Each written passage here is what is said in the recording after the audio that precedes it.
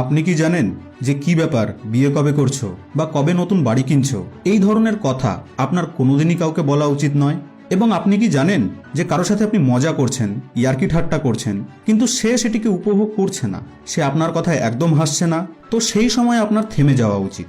আজ এই ভিডিওটির মাধ্যমে আমরা এমনই কিছু ডেইলি অ্যাক্টিভিটিগুলিকে জানতে চলেছি যা অজান্তেই আমরা করে তো থাকি ঠিকই, কিন্তু এই অ্যাক্টিভিটিগুলি আমাদের ফিউচারে অনেক বড় ইম্প্যাক্ট ফেলে এবং লোকেদের নজরেও আমরা অনেকটা ছোট হয়ে যাই।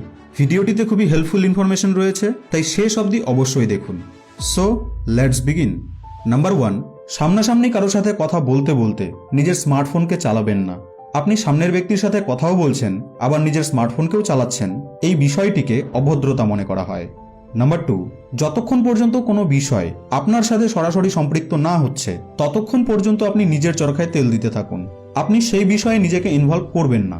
নাম্বার 3, কেউ যখন নিজের পাসওয়ার্ডকে টাইপ করবে তখন আপনার উচিত ভদ্রতার সাথে নিজের চোখকে অন্যদিকে ঘুরিয়ে নেওয়া, এতে আপনার সততা প্রকাশ পায়। নাম্বার 4, রাস্তায় কোনো বাহনকে নিয়ে নামলে তা অবশ্যই আপনি ভদ্রভাবে চালান, কারণ আপনার গাড়ি চালানোর ধরন আপনার ব্যক্তিগত ও পারিবারিক মূল্যবোধ সম্পর্কে ধারণা দেয়।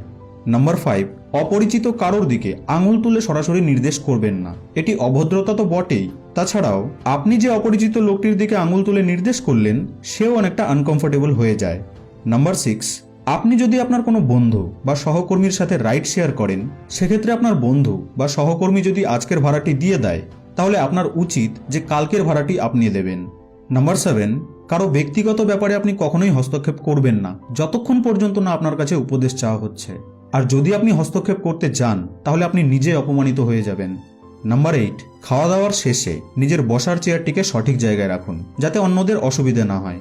নাম্বার 9, কোনো অনুষ্ঠানে গেলে গিফট অবশ্যই নিয়ে যাবেন, সে হোক না আপনার গিফটটি অন্যান্যদের তুলনায় অনেক ছোট, তাতে কোনো ব্যাপার নেই, বরং এতে আপনার সৌজন্যতা প্রকাশ পায়।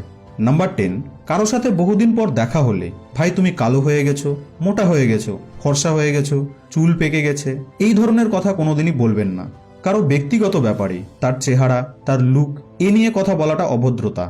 নাম্বার 11, পাবলিক প্লেসে বয়ফ্রেন্ড, গার্লফ্রেন্ড, হাজবেন্ড বা ওয়াইফকে জড়িয়ে ধরা, কিস করা, সবাইকে শুনিয়ে শুনিয়ে সোনা, বাবু, জানু নামে ডাকা থেকে বিরত থাকুন, কেননা আপনার আশেপাশে এমন অনেকেই থাকতে পারেন যাদের রিসেন্টলি ব্রেকআপ বা ডিভোর্স হয়েছে, বা এমনও অনেকে থাকতে পারে যারা কোনো মানসিক কষ্টে আছে। নাম্বার 12, কোনো পরিস্থিতি ভালো বা খারাপ হয় না, আমাদের রিয়াকশনই সেই পরিস্থিতিকে আমাদের কাছে ভালো বা খারাপ বানায়, তাই সমস্ত পরিস্থিতিকে সহজভাবে গ্রহণ করুন। নাম্বার 13, বাড়িতে যে কোনো ঘরে ঢোকার আগে দরজায় টোকা দেওয়া উচিত, ঘরের ভেতরে যদি কোনো যত্নপ্রিয় ব্যক্তিও থাকে তবুও তা করুন, এবং বাড়ির সবচেয়ে ছোট সদস্যটিও যেন এই আচরণটি মেনে চলে সেটিকেও খেয়াল রাখুন। নাম্বার 14, কারো ব্যাপারে বিরক্ত হলে বা কষ্ট পেয়ে থাকলে আপনি সেই ব্যক্তিকে সরাসরি সেই কথা বলুন, অন্যের সাথে বা তার পেছনে পরনিন্দা করবেন না। নাম্বার 15, যে সমস্ত জায়গায় চুপ থাকা উচিত, যেমন হসপিটালের ওয়েটিং রুম, রেস্টুরেন্টের ওয়েটিং রুম, ইনফ্যাক্ট কিছু কিছু জায়গায় তো নীরবতা বজায় রাখার সাইনবোর্ডও দেওয়া থাকে, সেই সকল জায়গাগুলিতে উচ্চস্বরে কথা বলবেন না এবং নিজের ফোনকে সাইলেন্ট করে রাখুন।